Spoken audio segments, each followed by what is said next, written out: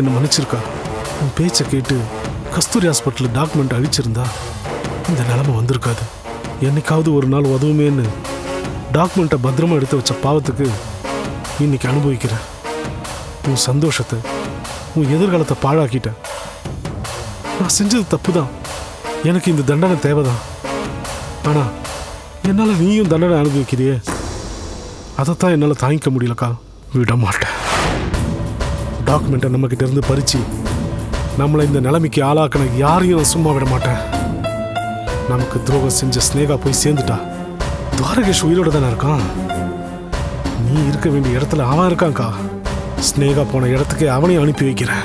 அவனை அழிக்காம விட மாட்டேன். அவன் சாகணும், என் கையால சாகணும். இது சத்தியங்கா.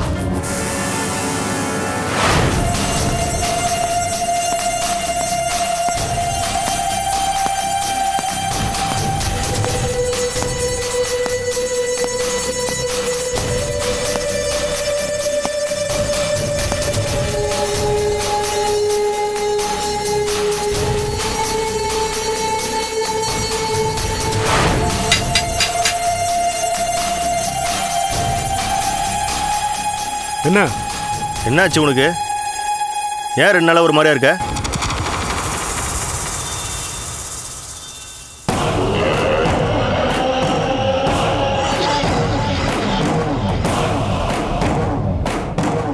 எனக்கு யார் கூடவும் பேச பிடிக்கல. என் முன்னாடி நிற்காத, போயிடு. உனக்கு யார் மேல கோவம்?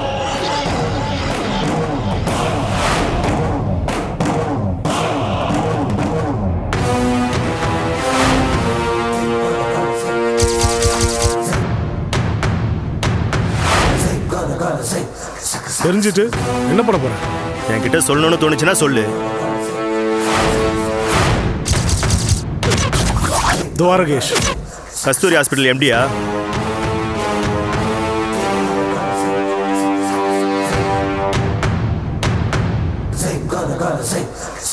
ஆமா. உன்னால அவனை என்ன பண்ண முடியும்? வெளியே விட்டு பார், தெரியும். அவனை அழிக்காம நான் அடங்க மாட்டேன். உன்னால இங்க இருந்து தப்பிக்க முடியாது. ஏன் முடியாது? முடியும். எப்படி முடியும்? நீ நினைச்சா முடியும். நானா? எனக்காக செய்ய மாட்டியா? இதுல எனக்கு என்ன லாபம்? கஸ்தூரி ஹாஸ்பிட்டல் எங்க அக்கா கைக்கு வந்துச்சுன்னா உன் காலடியில கத்தையா பணத்தை கொண்டு வந்து கொட்டுவேன். உண்மையாவா சொல்ற? சொன்ன வார்த்தையை மீற மாட்டான் இந்த தயாளா. என்ன நம்பு. சரி, எப்படி தப்பிக்க போற? நான் சொல்றத கவனமா கேட்டுக்க.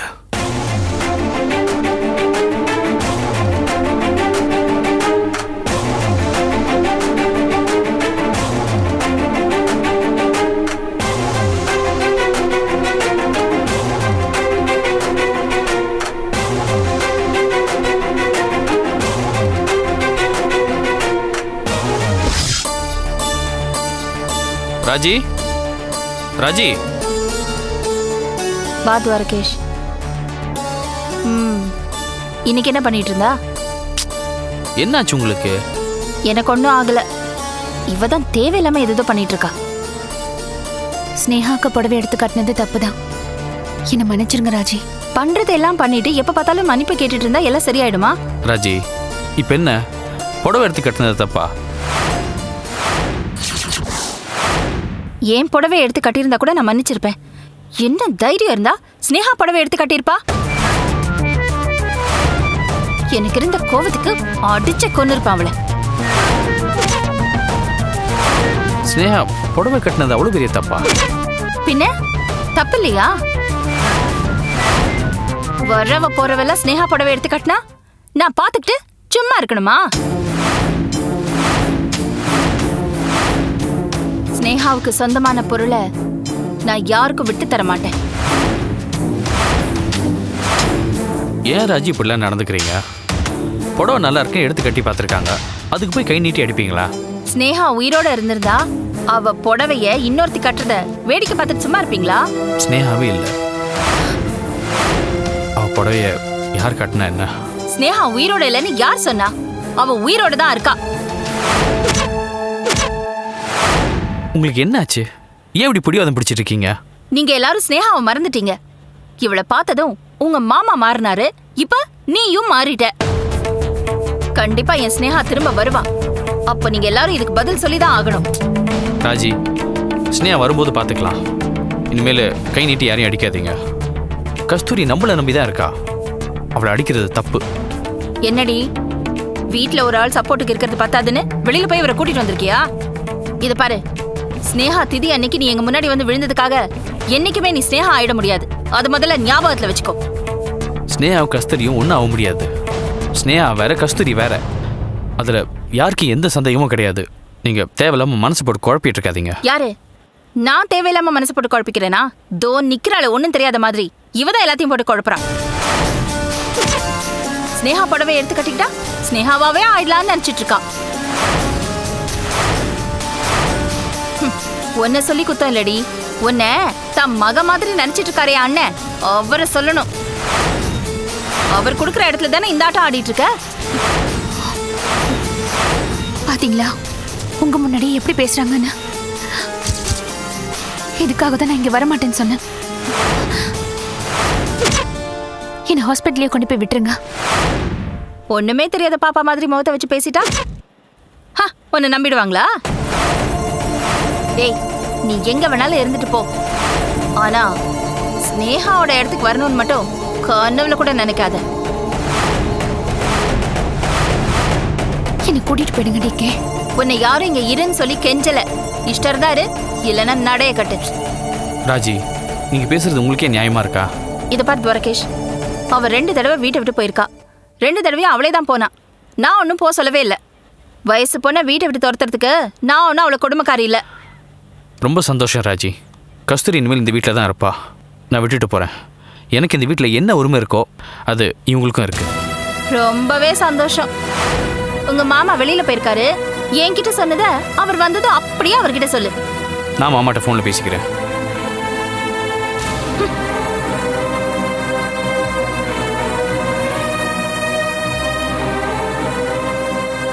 கஸ்தூரி, அவங்க பேசினதில் மனசில் வச்சுக்காதீங்க. ஸ்னேகா இருக்க பாசத்தில் அப்படி பேசிட்டாங்க. நீங்கள் கோச்சிக்காமல் உள்ளே போங்க.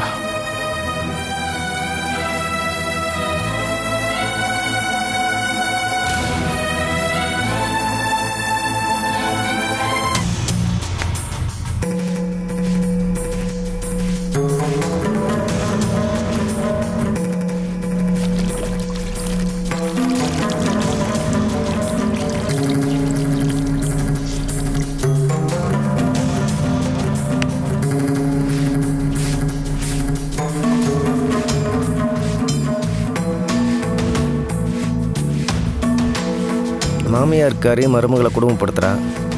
இது மகனுக்கும் தெரியாது, மகளுக்கும் தெரியாது. மருமகளும் நடக்கிற கொடுமையை வெளியில் சொல்ல மாட்டேங்கிறா. மகனும் பொண்டாட்டியோட கஷ்டத்தை புரிஞ்சுக்காம ஏனோ தானோன்னு திரிகிறான். கிட்டத்தட்ட இது எரியிற வீடு. இங்கே புடுங்குற வரைக்கும் நமக்கு லாபம். ஏதாவது செஞ்சாகணுமே.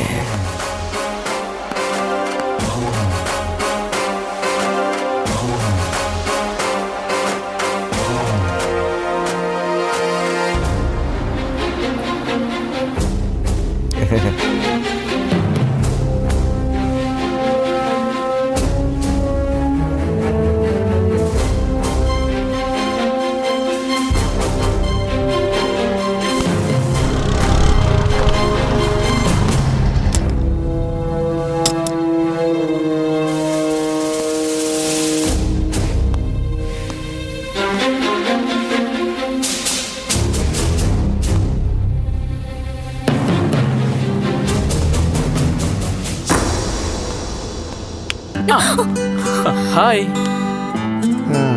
ஆரம்பிச்சிட்டான். ஏய், அம்மா அக்காவும் வெளியே போயிருக்காங்க கரெக்டா? வீட்டுல யாரும் இல்ல. வா மாடிக்கு போலாம். ஏங்க என்னங்க மாலை போட்டிருக்கும் போது குலதெய்வத்துக்கு விரதம் இருக்கல்ல? என்ன மச்சான், சீக்கிரமா வீட்டுக்கு வந்துட்டீங்க போல இருக்கு.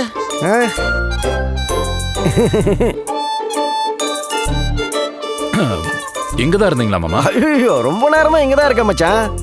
நீங்க தான் கவனிக்கல. அதுவும் சரிதான், பொண்டாட்டி பக்கத்தில் இருக்கும்போது மாமா எங்க கணக்கு தெரிய போறான். சுஷ்மா, டீ கொண்டு வா. சரிங்க.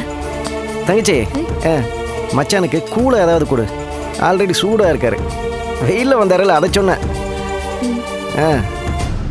இதுக்கெல்லாம் ஒன்றும் குறைச்சல இல்லை. மாமியார் கறி கிட்ட தான் ஆஃப் ஆயிடுற.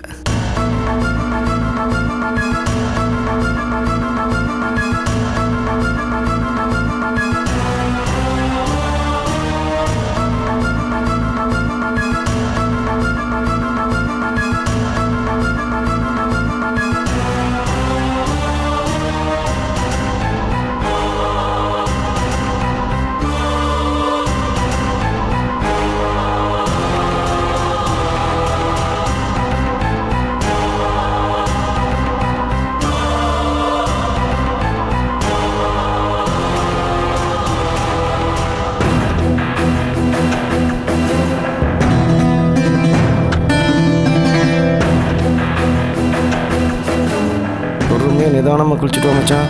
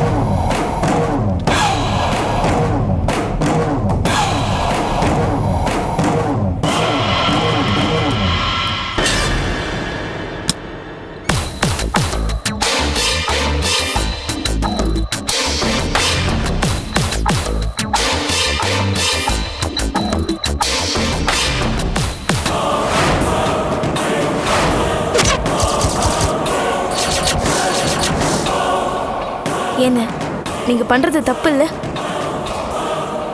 இல்லை தங்கச்சி, மயில் குளிச்சுட்டு இருக்கான். இதை பணத்தை எடுத்துட்டு அப்புறமா சொல்லிக்கலான்னு இருந்தேன். பணம் வேணும்னா அவர்கிட்ட கேட்டு வாங்கிக்கோங்க. இப்படிலாம் பண்ணாதீங்க.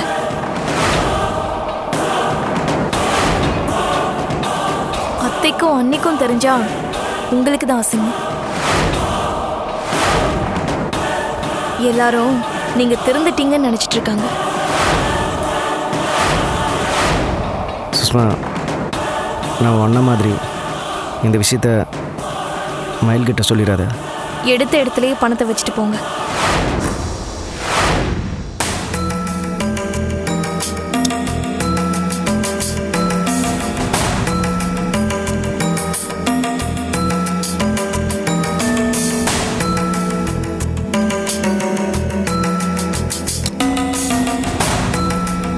மயில்கிட்ட சொல்லிடாத. அது நீங்க நடந்துக்கிறத வச்சிருக்கு. என்ன சொல்ல வர? இனிமே இந்த மாதிரி பண்ணாதீங்கன்னு சொல்ல வரேன். என்ன மிரட்டுறியா?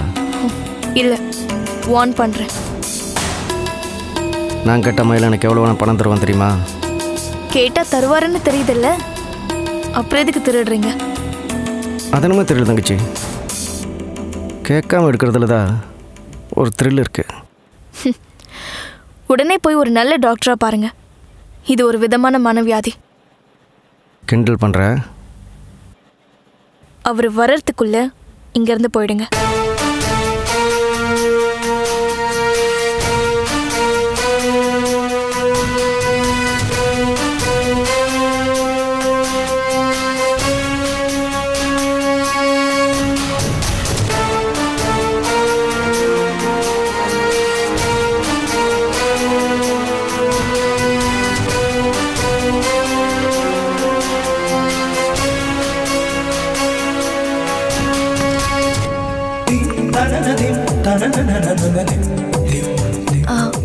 வந்துட்டீங்களா?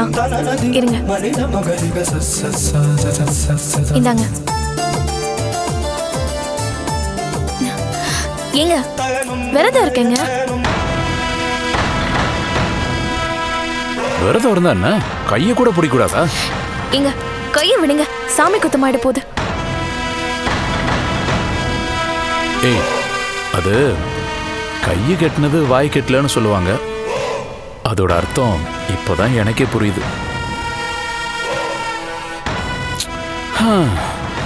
பக்கத்துல பொண்டாட்டியை வச்சுக்கிட்டு, அதுவும் இப்படி ஒரு பொண்டாட்டி இருக்கும்போது கட்டி பிடிக்க கூடாது, அப்படி இப்படியும் நடக்கக்கூடாதுன்னு சொன்னா கடுப்பா இருக்காதா?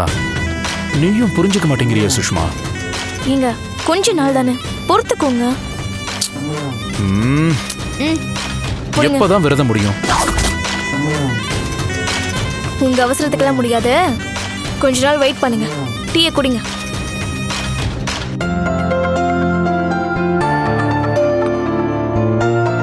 எவ்வளவு பெரிய கிரிமினல்ஸ் எல்லாம் சுத்தி வளைச்சு பிடிச்சிருக்கும் தெரியுமா? கட்டின பொண்டாட்டியனால கட்டி கூட பிடிக்க முடியல. Very sad. மயிலு சொல்லுங்க மாமா. மயிலு, கொஞ்ச நாள் முன்னாடி ஒருத்தங்கிட்ட 2000 பணம் வாங்கியிருந்தேன். திரும்ப கொடுக்க முடியல. மனுஷன் ஃபோனை போட்டு பயங்கர டார்ச்சர் பண்ணுறான். கூட்டா வீட்டுக்கு வந்துடுவான் போல இருக்கு. அதான் ஒரு 2000 கொடுத்தேன்னா அவன் மூஞ்சியில் கடாசிடுவேன். ஆ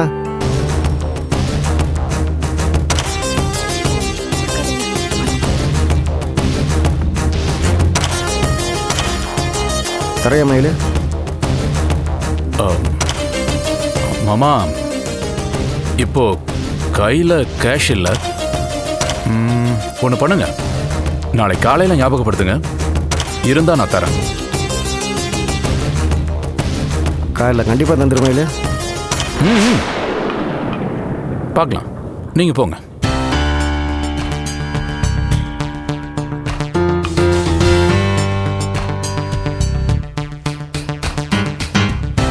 சுஷ்மா எதுக்கு தர வேண்டாம்னு சொன்னா?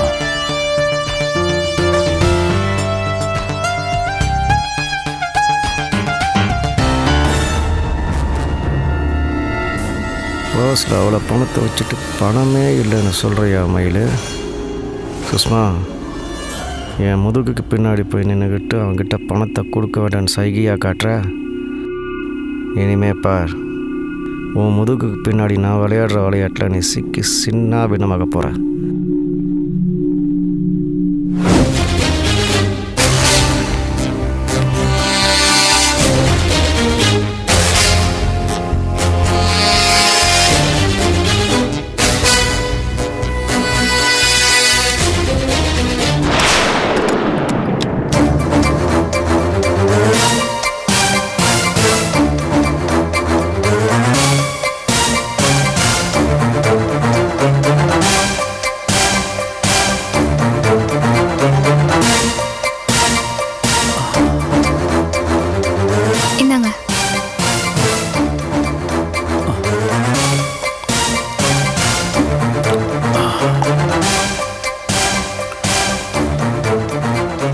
மாதிரியா இருக்கீங்க?